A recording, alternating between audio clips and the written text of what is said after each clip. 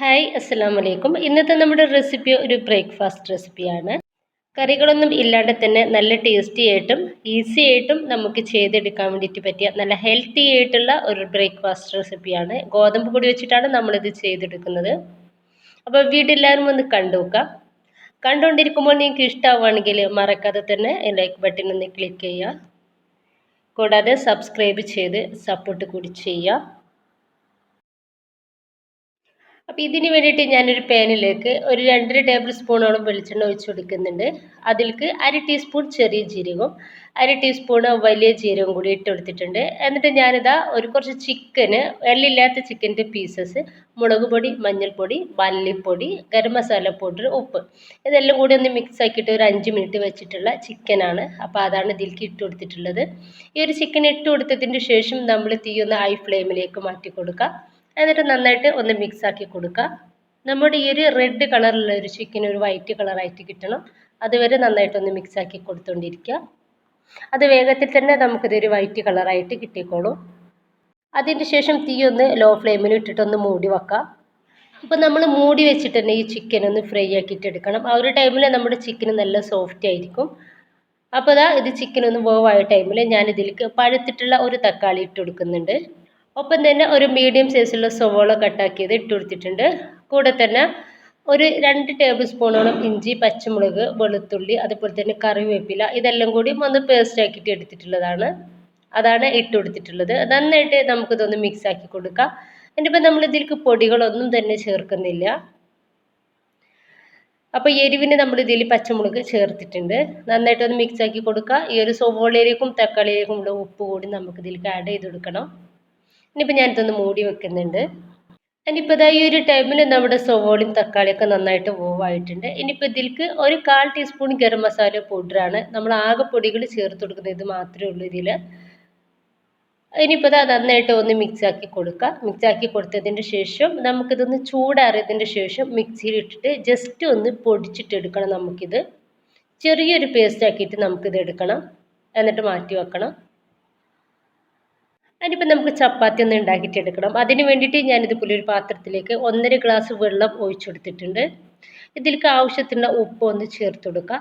പിന്നെ ഇതിലേക്ക് 1 ടീസ്പൂൺ പഞ്ചസാര കൂടി ചേർത്ത് കൊടുക്കുന്നുണ്ട്. എന്നിട്ട് നമുക്ക് ഈ ഒരു വെള്ളം നന്നായിട്ട് തിളപ്പിച്ചിട്ടെടുക്കണം. തിളച്ചതിന് ശേഷം നമുക്കിതിലേക്ക് ഞാനിതാ ഒരു 2.5 ഗ്ലാസ് ഗോതമ്പ് പൊടിയാണ് ഇട്ട് കൊടുക്കുന്നത്. നന്നായിട്ട് തിളച്ച വെള്ളത്തിലേക്കാണ് ഇട്ട് കൊടുത്തിട്ടുള്ളത്. എന്നിട്ട് നമുക്ക് ഈ ഒരു ഗോതമ്പ് പൊടി നന്നായിട്ടൊന്ന് മിക്സ് ആക്കി കൊടുക്കുക. ഈ ഒരു വെള്ളത്തിൽ നമുക്ക് ഈ ഒരു പൊടി നന്നായിട്ട് വേവായിട്ട് കിട്ടണം. അല്ലെങ്കിൽ മാത്രമാണ് നമ്മുടെ ഒരു ചപ്പാത്തി ഉണ്ടാക്കിയിട്ടെടുക്കുന്ന സമയത്ത് നല്ല സോഫ്റ്റ് ആയിട്ട് ഉണ്ടാവുള്ളൂ. ഇനിയിപ്പോൾ ഞാനിത് ചൂടോടെ തന്നെ ഒന്ന് കുഴച്ചെടുക്കുന്നുണ്ട്. അപ്പോൾ കുഴച്ചെടുക്കുന്നത് ഞാൻ ഇതിൽ കാണിക്കുന്നില്ല കേട്ടോ. കാരണം നമ്മൾ ചപ്പാത്തി എങ്ങനെ ഉണ്ടാക്കിയിട്ടെടുക്കുന്നത് അതുപോലെ തന്നെയാണ്. അപ്പോൾ അത് കുറച്ച് ബോൾസുകളാക്കിയിട്ട് എടുത്തിട്ടുണ്ട്. എന്നിട്ട് ഞാൻ നമ്മുടെ പത്തിരി പ്രസ്സിൽ വെച്ചിട്ട് ജസ്റ്റ് ഒന്ന് പ്രസ്സാക്കിയിട്ട് എടുത്തിട്ടുണ്ട് കേട്ടോ. ഇനിയിപ്പോൾ ഞാനിത് നന്നായിട്ടൊന്ന് പരത്തിയിട്ട് എടുക്കുന്നുണ്ട്. അപ്പോൾ ഇതൊന്നും ഇതിൽ കാണിക്കാത്തത് എന്താണെന്ന് വെച്ചാൽ നമുക്ക് ചപ്പാത്തി ഉണ്ടാക്കുന്നത് എന്തായാലും എല്ലാവർക്കും അറിയാം. അപ്പോൾ അതേ സെയിം മെത്തേഡ് തന്നെ നമ്മളിത് ഉണ്ടാക്കിയിട്ടെടുക്കുന്നത്. അപ്പോൾ ഞാനിത് മുഴുവനായിട്ടൊന്ന് പരത്തിയെടുക്കട്ടെ. അപ്പോൾ എല്ലാതും ഒന്ന് പരത്തിയിട്ട് എടുത്തിട്ടുണ്ട്. ജസ്റ്റ് ഒരു കട്ടിയിൽ, നന്നായിട്ട് തിന്നായിട്ടല്ല, എന്നാലും ചെറിയൊരു കട്ടിയിലാണ് നമ്മളിതൊന്ന് പരത്തിയിട്ട് എടുത്തിട്ടുള്ളത്. ഇനിയിപ്പോൾ ഞാൻ ഇതിൽ നിന്നും ഒരു ചപ്പാത്തി എടുക്കുന്നുണ്ട്. അതിലേക്ക് നമ്മുടെ റെഡിയാക്കിയിട്ട് അരച്ച് വെച്ചിട്ടുള്ള ആ ഒരു ഫില്ലിംഗ് ആണ് ചേർത്ത് കൊടുക്കുന്നത്. അപ്പോൾ കൂടുതലായിട്ട് ഫില്ലിംഗ് നമ്മൾ ഇതിലേക്ക് ചേർത്ത് കൊടുക്കരുത്.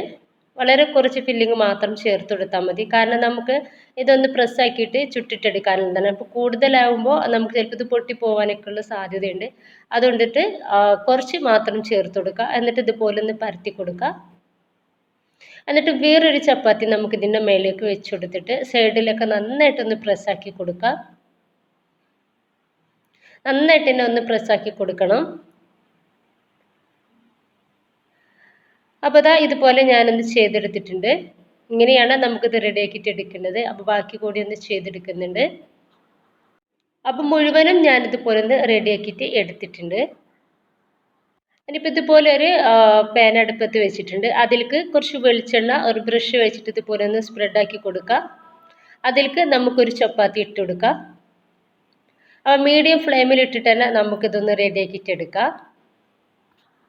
ഇനിയിപ്പോൾ നമുക്കിതിൻ്റെ മുകളിലും കുറച്ച് വെളിച്ചെണ്ണയാണ് ഞാൻ തേച്ച് കൊടുക്കുന്നത്. നിങ്ങൾക്ക് നെയ്യ് വേണമെന്നുണ്ടെങ്കിൽ അങ്ങനെയും തേച്ച് കൊടുക്കാം. അപ്പോൾ കുറച്ചുകൂടെ വെളിച്ചെണ്ണ മുകളിലും തേച്ച് കൊടുക്കുന്നുണ്ട്. അപ്പോൾ അടിഭാഗം ഒന്ന് റെഡി ആയാൽ ഞാനിതാ അതൊന്ന് മറിച്ചിട്ട് കൊടുക്കുന്നുണ്ട്. അപ്പോൾ അതൊന്ന് റെഡി ആയിട്ടുണ്ട്. അപ്പോൾ ഞാൻ പാനിൽ നിന്ന് പാത്രത്തിലേക്ക് മാറ്റുന്നുണ്ട്. ബാക്കി കൂടി ഇതുപോലെ തന്നെ ചെയ്തെടുക്കുകയാണ്. അപ്പോൾ ഞാനിതാ മുഴുവനായിട്ട് തന്നെ ഇതുപോലെ ഒന്ന് ചെയ്തെടുത്തിട്ടുണ്ട്. അപ്പം നമുക്കിതിലേക്ക് കറികളൊന്നും ആവശ്യമില്ല. നല്ല ടേസ്റ്റിയാണിത്. ഈസി ആയിട്ട് തന്നെ നമുക്ക് ചെയ്തെടുക്കാനും വേണ്ടിയിട്ട് പറ്റും. നല്ല സോഫ്റ്റ് ആയിട്ടുമാണ് ഇതിരിക്കുന്നത്. അപ്പോൾ എല്ലാവരും ഇതുപോലെ ഒന്ന് തയ്യാറാക്കി നോക്കുക. ഇഷ്ടപ്പെടുവാണെങ്കിൽ നിങ്ങളുടെ അഭിപ്രായങ്ങൾ കമൻ്റായിട്ട് അറിയിക്കുക. ഇഷ്ടമായിട്ടുണ്ടെങ്കിൽ എല്ലാ സപ്പോർട്ടും ഉണ്ടാകുക. ഇൻഷാ അല്ലാ. Okay, by.